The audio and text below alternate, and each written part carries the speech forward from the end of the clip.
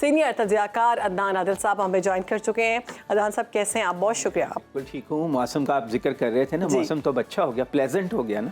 سیاسی موسم کوئی اچھا ہونے والا؟ موسم ذرا پلیزنٹ نہیں ہے اتنا. آج آپ کو پتہ ہے پنجاب اسمبلی کا اجلاس ہو رہا ہے, نو منتخب سنی اتحاد کو مل جائیں گی 24 نشستیں؟ جی امکان یہی ہے کہ مل جائیں گی. ابھی تک انہوں نے لسٹ بھی نہیں دی ہے. الیکشن کمیشن کو ایک لسٹ دینی ہوتی ہے کہ یہ ہمارے لوگ ہیں, ٹھیک ہے, تو ترجیحی اعتبار سے تو ان کو ابھی آج وہ لسٹ دیں گے. آج اجلاس ہوگا الیکشن کمیشن کا. زیادہ امکان یہی ہے کہ ان کو سیٹیں مل جائیں گی. اور آج جو اسپیکر پچھلی اسمبلی کے تھے سپٹین صاحب, وہ سب نو منتخب اراکین سے حلف اٹھائیں گے, لیں گے ان سے حلف, اور تھوڑا بہت ہلکا پھلکا احتجاج بھی کریں گے. پی ٹی آئی کے لوگ جو اب سنی اتحاد کونسل جوائن کر چکے ہیں, ان کا کہنا ہے کہ یہ الیکشن میں کچھ ان کے مطابق کچھ شکایات ہیں, اور جو بھی ان کی سیٹیں زیادہ بنتی تھی کم ہیں, اس پہ وہ احتجاج اسمبلی کے باہر بھی کریں گے. اور لیکن احتجاج کچھ اس طرح کا تو نہیں ہوگا کہ ہم آج حلف ہی نہیں لیتے؟ نہیں, ایسا نہیں ہے, ایسا نہیں ہو سکتا. حلف لیں گے, کیونکہ واضح برتری جو ہے اب جو الیکشن کمیشن نے کہہ دیا ہے اس کے اوپر اب ڈسپیوٹ, یا تو وہ الیکشن ٹریبیونلز میں جائیں گے, سال 2 سال میں فیصلے ہوں گے. تو اب لیگلی تو پھر مسلم لیگ جو ہے اس کو واضح برتری ہے. 186 ارکان چاہیے ہوتے ہیں حکومت بنانے کے لیے. نون لیگ کے پاس 197 کے قریب ہیں, 96-97 ہیں. تو کچھ آزاد اراکین بھی چونکہ ان میں شامل ہو گئے تھے اور ان کو ریزرو سیٹس مل گئی ہیں. لیکن ایک بڑی تگڑی اپوزیشن ہوگی. 111 وہ ہیں جو سنی اتحاد کونسل کے اراکین, اور پھر 24 ان میں ان کی ریزرو سیٹس جس میں خواتین کی اور مائنورٹیز کی شامل ہوں گی. تو ایک بہت تگڑی اپوزیشن ہوگی. اگر وہ وہاں پر ایک کنسٹرکٹیو تعمیری اپوزیشن کریں, عوام کے مسائل اجاگر کریں, تو وہ کافی ہیلپ فل ہو سکتا ہے. جیسے کہ آپ ابھی بات کر رہے تھے کہ خیبر پختونخوا کا بھی اجلاس ہوگا. میرا خیال ہے وہاں پہ گورنر چھٹی پہ چلے گئے, 4 دن کی, تو شاید وہ تاخیر کا شکار ہو جائے گا.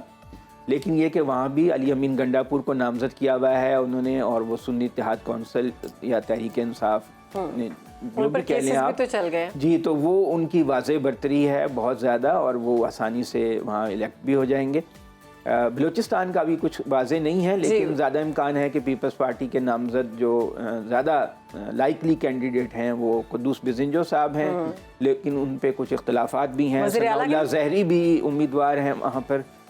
اور سندھ میں اب دیکھنا ہے کہ مراد علی شاہ ہی شاید واپس دوبارہ سے آ جائیں. عدنان صاحب, سی ایم پنجاب نامزد وزیر اعلیٰ مریم نواز صاحب, جی, ان کو تجرباتی کام کا کوئی تجربہ نہیں ہے. یعنی جتنے بھی انتظامی امور ہیں پنجاب کے, اس کے بارے میں ابھی وہ تجربہ نہیں رکھتی. فرسٹ ٹائم ہے ان کا. اتنے چیلنجز ہیں, جو حالات ہم دیکھ رہے ہیں, آپ سمجھتے ہیں کہ وہ ان پر پورا اتر سکیں گے؟ جی, ان کو ایک ایڈوانٹیج یہ ہے کہ ان کے والد صاحب بہت سیزنڈ, یعنی 1981 میں وہ پہلی بار وزیر خزانہ بنے تھے گورنر جیلانی کے دور میں. تو ان کی بہت گرپ ہے, اور خاص طور سے پنجاب کی جو افسر شاہی بیوروکریسی ہے اس پہ نون لیگ کی بہت پینیٹریشن ہے, وہ اس کو بہت اچھی طرح سمجھتی ہے. اور بہت کئی مرتبہ 4 مرتبہ تو وزارت اعلیٰ ان کے پاس رہ چکی ہے.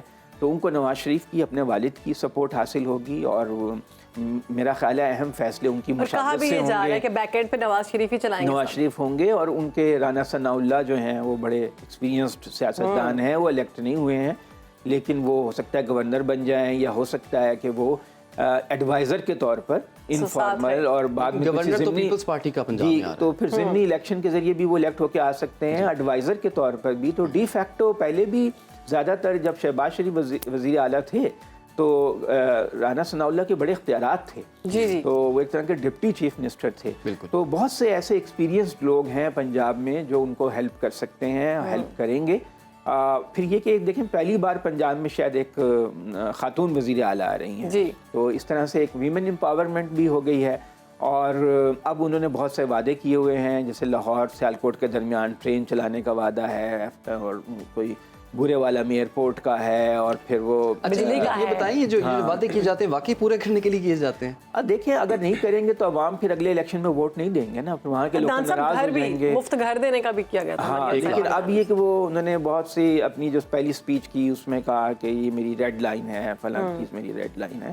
تو اب دیکھنا ہوگا کہ وہ گورننس کو کیسے امپروو کرتی ہیں. اب تک آپ نے جیسے کہا نا کہ یہ نظام ناکام ہوا ہے, تو اس کی ایک بڑی وجہ ہے کہ اختیار جو ہے نا سارا لاہور میں مرتکز ہے, अब आप देखिए ना, रहीम यार खान, राजनपुर, तला गंग, ये दूर दराज के इलाके हैं, वहाँ के लोगों को छोटे छोटे मसाइल के लिए लाहौर आना पड़ता है, और फिर ब्यूरोक्रेसी है, MPAs हैं, वो उस चक्कर में लोग उलझ जाते हैं। बहुत छोटा सा काम भी हो तो लाहौर में उन्हें आकर उसको हल कराना पड़ता है। गरीब आदमी तो इतना पैसा भी अफोर्ड नहीं कर सकता ट्रांसपोर्ट का, रिहाइश का, कि लाहौर पे चक्कर लगाए। तो एक ज़्यादा अच्छा ये है कि पावर को डिवॉल्व किया जाए नीचे की सतह पे, ज़िली सतह पे और यूनियन कौंसिल की सतह पे बाख्तियार बना जाए लोकल बॉडीज़ को। लोकल बॉडीज़ के इलेक्शन हो साफ शफाफ, और उनका जो उनको फंड्स दिए जाएं, इख्तियारात दिए जाएं। जैसे जनरल मुशर्रफ के ज़माने में जो लोकल बॉडी का सिस्टम था वो बहुत अच्छा था, बाख्तियार था।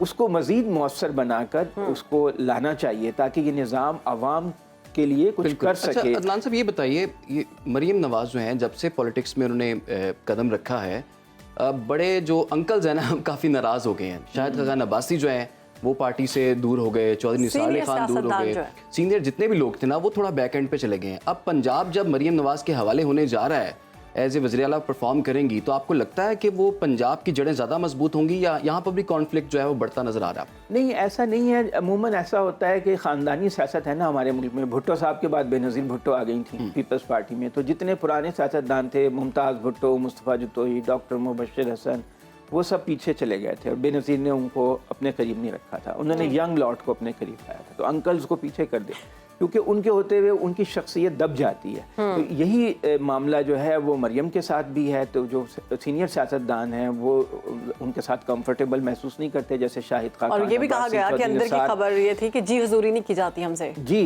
तो लेकिन वो नवाज शरीफ की तो कर सकते थे, वो लेकिन उनकी बेटी की नहीं। उनकी बेटी के साथ वो कंफर्टेबल नहीं महसूस कर रहे थे। तो अब ये है कि वो अपनी टीम बनाएंगी। ज़्यादा अच्छा है कि जो नए यंग लोग होंगे, निस्बतन यंग, मतलब इतनी यंग वो भी नहीं, तो वो एक नए ज़माने के जो तकाज़े हैं उनको भी तो समझते होंगे। अच्छा अदनान साहब, ये PTI की कल प्रेस कॉन्फ्रेंस, और प्रेस कॉन्फ्रेंस से नहीं, उन्होंने मीडिया से गुफ्तगू की है और उन्होंने बड़ी अहम बात की है, वो आपने भी सुनी होगी कि इमरान खान साहब ने ख़त लिखना है। उन्होंने कहा कि हम IMF से कहेंगे कि ये तमाम जो इलेक्शंस हो रहे हैं ये सही नहीं है, और आप मुआहदा तब तक ना करें जब तक ये सारे मामला सेटल नहीं होते। तो ये नहीं उन्होंने कहा कि मुआहदा ना करें, उन्होंने कहा है कि आप जब मुआहदा करें तो इस बात को इंश्योर करें, यकीनी बनाएं कि यहाँ पे जमहूरियत को फ़रोग़ हो। और ये तो अमूमन जो आलमी इदारे हैं ना, ख़ास तौर से मगरबी दुनिया के इदारे और मगरबी ममालिक, जब वो एड देते हैं तो वो ये शर्तें रखते हैं कि आपके मुल्क में जमहूरियत होगी, इंसानी हकूक़ की पामाली नहीं होगी, और प्रेस फ्रीडम होगी, ख़वातीन के हकूक़, अक़लियतों के हकूक़,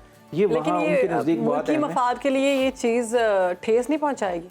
पहले भी जब IMF ने मुआहदा किया, ये जो अभी चल रहा है, इसके भी अभी $1.25 अरब रहते हैं जो मार्च में मिल रहे हैं, $3 अरब का मुआहदा। तो उस वक्त भी उन्होंने तहरीक इंसाफ के लीडर बानी चेयरमैन से मुलाकात की थी IMF के रिप्रेजेंटेटिव ने।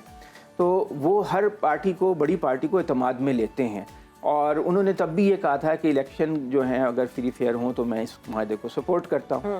तो अब भी तकरीबन वही बात वो कह रहे हैं, लेकिन ये कि उसको ज़्यादा, अब उनकी पार्टी चूँकि बहुत दबाव में है, उनको बहुत शिकायत हैं इलेक्शन रिजल्ट से, तो वो चाह रहे हैं कि प्रेशर टैक्टिक के तौर पर इसको इस्तेमाल करें। लेकिन अगर उसमें मुल्क को नुकसान होता है नहीं, तो मुल्क को नुकसान नहीं, मेरा नहीं ख्याल कि वो ऐसा काम करेंगे, क्योंकि अगर मुल्क को नुकसान होगा तो उनकी सियासत को भी नुकसान होगा। अगर वो ये कहेंगे कि एड ही ना दो तो मुल्क को नुकसान हो, तो फिर तो लोग उनके पीछे उनकी हिमायत तर कर देंगे। तो इसलिए उनकी अपनी सियासत का भी ये तकाजा है, उनका अपना भी मुफाद इसी में है कि वो ऐसा हार्ड स्टांस नहीं लेंगे। जब आपने जैसे कहा कि वो प्रेशर बढ़ाना चाहते हैं, तो अब तो उनके तमाम अरकान जो हैं वो बड़ी तादाद में असम्बलियों में पहुंच चुके हैं। जो प्रेशर बढ़ाना है वो असम्बलियों में बढ़ाया जा सकता है। आपने जैसे कि कहा पंजाब में इतनी स्ट्रॉन्ग है, वफाक में इतनी स्ट्रॉन्ग अपोजिशन होगी, जी, तो ये ज़रूरत अगर ना भी पेश आती, IMF को इसमें ना ही इन्वॉल्व किया जाता, आपको पता है कि मुल्क के इतने मुआशी हालात इतने ख़राब हैं, तो ये पत्ता जो है वो मुझे तो नज़र आ रहा है कि ये नेशनल इंटरेस्ट के ख़िलाफ़ है।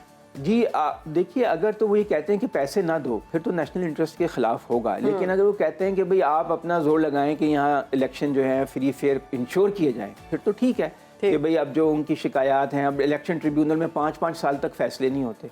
अब 400 पिटीशन हैं, 2 जज हैं, वो तो 10 साल तक नहीं सुन सकेंगे। तो अगर हुकूमत जो है वो पाकिस्तान की रियासत जो है वो कोई ऐसा इलेक्शन का सिस्टम बनाए कि अगर किसी की शिकायत हैं तो 5-6 महीने में वो हल हो जाएं, इतने ट्रिब्यूनल्स हों और वो जल्दी जल्दी फैसला करें, तो उसमें तो हमारा ही फ़ायदा है। अगर यहाँ पे जमहूरियत फ़रोग़ पाती है, इंसानी हकूक़ की पासदारी होती है, तो उससे हमारे आवाम का फ़ायदा है, कौम का फ़ायदा है, मुल्क का फ़ायदा है। जमहूरियत के फ़रोग़ में तो किसी का नुकसान नहीं है। ہاں البتہ یہ ہے کہ اگر وہ ان کا جو ورڈنگ ہوگی خط کی وہ بہت اہمیت ہوگی. اگر وہ کہتے ہیں کہ جمہوریت کو انشور کیا جائے پھر تو ٹھیک ہے, لیکن اگر وہ کہتے ہیں کہ پیسے ہی نہ دو پھر معاملہ خراب ہو جائے. ٹھیک ہے سر, بہت بہت شکریہ. عادل صاحب ہمارے ساتھ موجود تھے اور ہماری صبح آپ کے آنے سے مزید خوشگوار ہو جاتی ہے.